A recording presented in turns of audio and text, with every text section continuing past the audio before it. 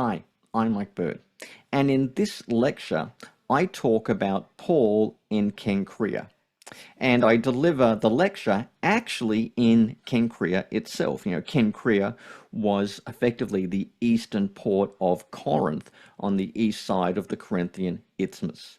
Now, you've got to remember that Cenchreae is significant for three reasons. First of all, this is a place where Paul spent 3 months, probably around 57 to 58, and it was after a particular tumultuous period of his ministry and when he's transitioning to a new phase. So Paul's been through the Jerusalem Council, the incident in Antioch, the bust-up in Galatia, and the constant controversies and problems in Corinth. He's spent some time also in Ephesus.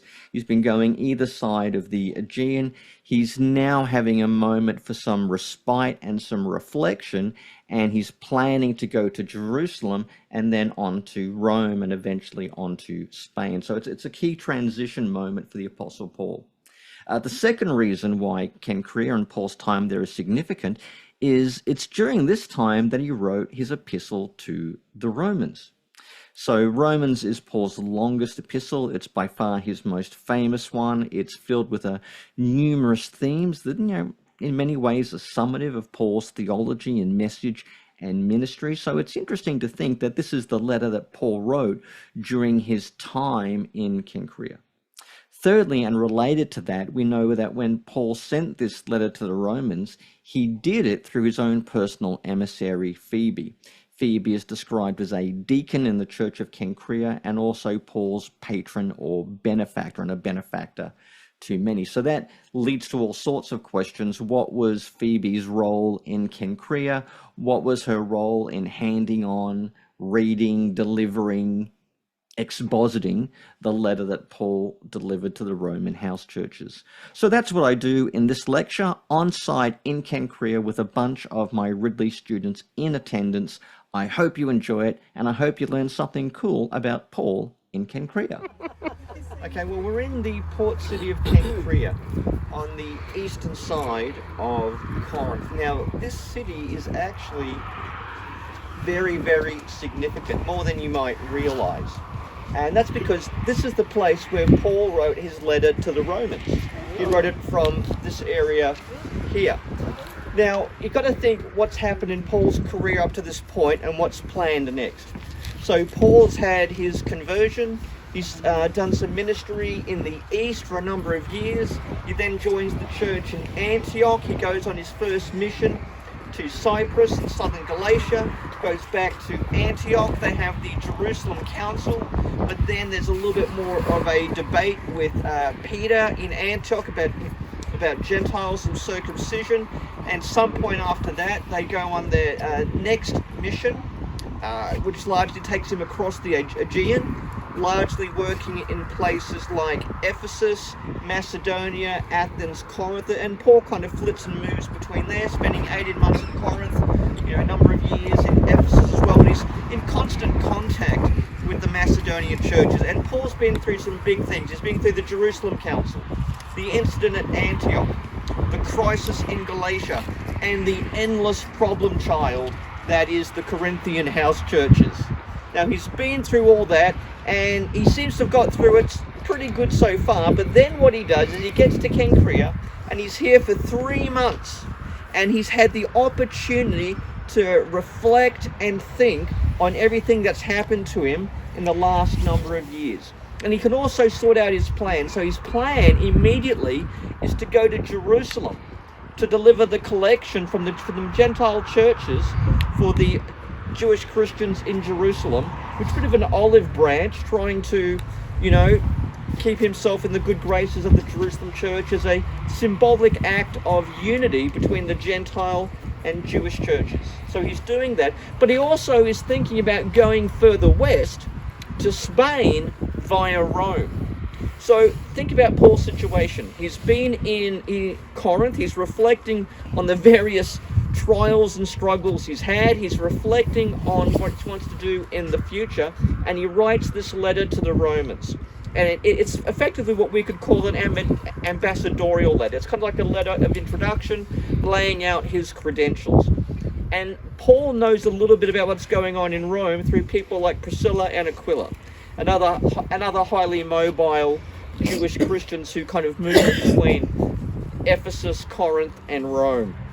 So he knows a bit about the situation there. So he writes to the Romans to introduce himself, to lay out his gospel in theological depth, to explain his kind of apostolic project, you like, of bringing Gentiles to faith in Christ, presenting Gentiles, these pork sandwich idolaters, making them holy in Christ and presenting them to God. He lays out his apostolic project. He defends himself against misrepresentation and accusation. Some people say I'm anti-Torah. Some people say I'm anti-Israel. Some people say I've abandoned Israel. He kind of, defends himself against all accusations. But he is also aware of the kind of inherent tensions within the Roman house churches. These churches were not founded by Paul himself. They were in fact founded by others. And he knows that the churches there, much like those in the East, are in danger of fragmenting along either ethnic lines of Jewish and Gentile or views of different adherence to certain parts of the Torah. Okay? And he doesn't want the same fissures and fractures that happened in other places to happen in Rome. So he's doing a bit of preventive pastoral care for the Romans, knowing what he does of the situation there.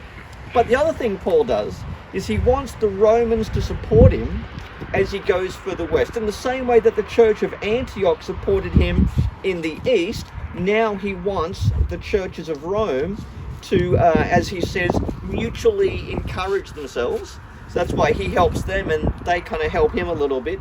He wants to be mutually encouraged by them as he plans to go on to Spain, and he wants them to get on board with his mission. So you could say that Romans is an apologetic letter. It's a pastoral letter. It sets out his gospel at theological depth, and it's also a fundraising letter, since he wants to get their material support for his next mission. And interestingly, who does Paul send to deliver this letter? Does he send to Timothy, a Titus, a Silas? Phoebe, who is most probably a deacon of the church in Cenchreae. It's the Greek word diakonos. I think it there means the proper sense of deacon, and she's also a benefactor to Paul, so she's kind of like Paul's patron. Now, I don't think Phoebe went around reading this letter to all of the house churches, okay? But I don't think she simply left it on the doorstep and said, like, peace out, I'll catch you later. Normally the job of a letter carrier, a kind of delegate, was not just to drop off the letter. She didn't necessarily read it as well. Her job was to see that the contents of the letter were implemented. That was her objective. So she was there effectively to spearhead Paul's charm offensive on the Romans, to win them over to his way of being an apostle, his gospel, his view of ministry, and so that way Paul could go to Jerusalem with all of the Gentile churches behind him, not just the ones he founded. That's what Paul seems to be up to. And that means if they had any questions about Romans, what Paul wrote about, like, hey, Phoebe, who's this I or wretched man about halfway through the letter? Who's that? What's this righteousness of God? Is that God's own righteousness or the righteousness we get from God? And what's he saying about Israel in the end times? What's up with that? So if they had any questions about the contents of the letter, who did they most likely ask? Phoebe. In other words, the first person to possibly exposit or explain Romans was very probably, I think, a woman.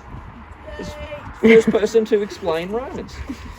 So yeah, it's a very important letter, and it was written at that real important time as Paul's ministry had reached a transition point where he'd finished his mission across the Aegean, Asia Minor, Macedonia, Achaia. He's looking to go back to Jerusalem, and then he's planning on the next phase of his mission and ministry.